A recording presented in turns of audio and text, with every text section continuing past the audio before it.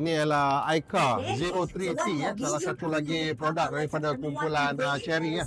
Mereka bentuk sangat moden, sangat rangi tapi sangat chunky. It's like somebody reimagine what off-road should be, but macam dia tak kena, kau jangan ikut apa yang dah ada dekat market, kau reka je apa kau nak reka.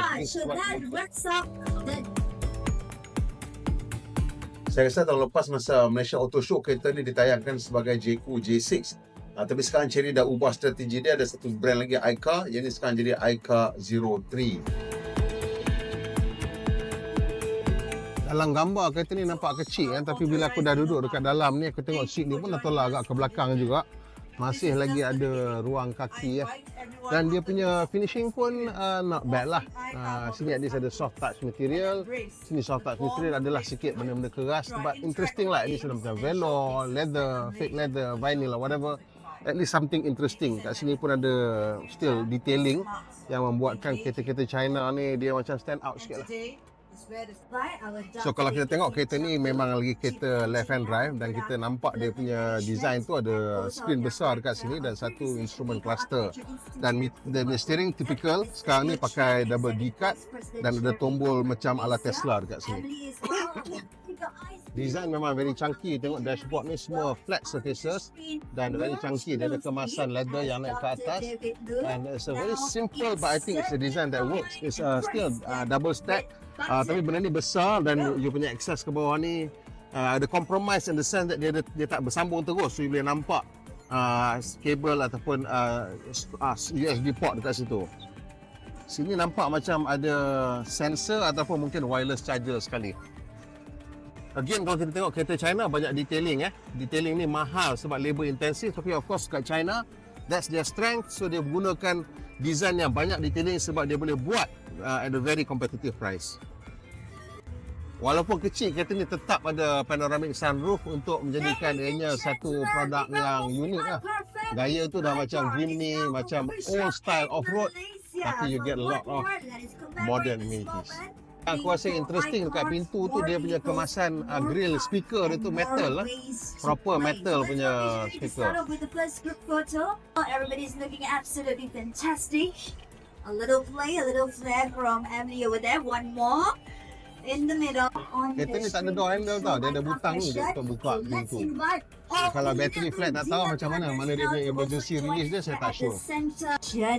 Nampaknya dia punya emergency release kat sini. Mungkin tarik ni lah. Mungkin tarik benda ni, dia sorting. Dia punya emergency release kalau bateri habis. Kalau yang O3 tadi tu akan datang tahun ini, yang iCar V23 yang lebih retro, lebih nampak macam klasik off-roader ni, dia akan datang tahun depan. Yang sana lebih kurang estimated, dia kata lah, lebih 140. Yang ni murah sikit, 120. Okey, kalau kita tengok daripada tepi, yang ni memang nampak lebih chunky dan lebih retro. This very big solid C-pillar tu memang menjadikan kereta ni nampak macam almost military in nature.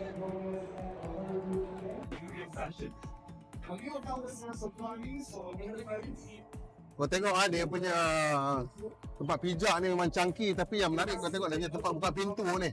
Very different. Dia just macam refuse to follow anything, just buat sendiri benda baru.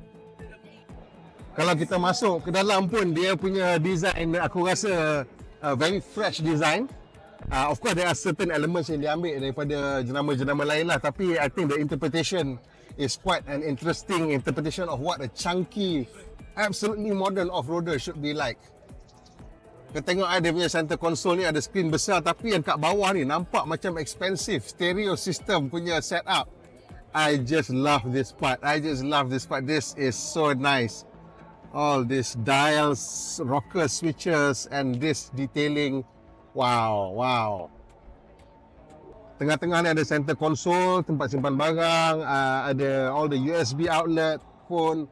Dan kau tengok dia punya seat design, detailing dia orang memang out of this world sikit lah. I think all the other car companies tak boleh nak buat apa, nak lawan dari segi detailing sebab the labor cost is just so low. And look at this. What on earth is that? Ada macam lollipop satu biji timbul kat sini untuk tunjuk you punya gear position. Dia punya steering ni two tone. Dan kalau kau perasan kat situ ada dia punya switch untuk headlight leveler. Ni pun nampak metallic dan kat sini of course the design of the side aircon vent tu mirror the center vent. Dan kalau you tengok dekat pintu tu dia punya power window switches dengan dia punya grab handles semua looks very unique dan very off-road tapi very modern. Dekat ruang belakang ni pun ada some really interesting design features. Of course finishing ni cukup rare lah dengan dia punya design headrest semua very nice finishing. Dan kalau kau tengok kat belakang seat ni kau akan nampak ni apa menatang beruk ni. Dia ada jual tray aku rasa yang kau boleh slot dekat sini sebab dia tulis maximum weight 3 kg. So dia akan ada macam table yang kau boleh slot dekat sini and that's an interesting solution right? You letak table kat belakang tapi tak nak ada mechanism expensive. So it's just a slotting table and kereta ni agak kenit sikit lah. Tapi ada beberapa ciri menarik selain daripada bentuk seat yang kemasan dia cantik ni. Nampaknya you boleh turunkan seat lah. Sambil turun dia jadi flat. Langsung flat ke belakang. Dan that's an interesting feature yang you tak nampak banyak dalam kereta-kereta moden sekarang. Ruang tempat barang ni agak compact juga. Tapi kalau you angkat lantai ni, dia ada tempat simpanan barang lagi kat bawah ni. Dan kat tepi ni ada jaring sikit lah. A little bit of added storage space.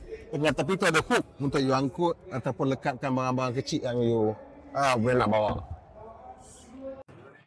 Yang menariknya kat sini ada safety box lah.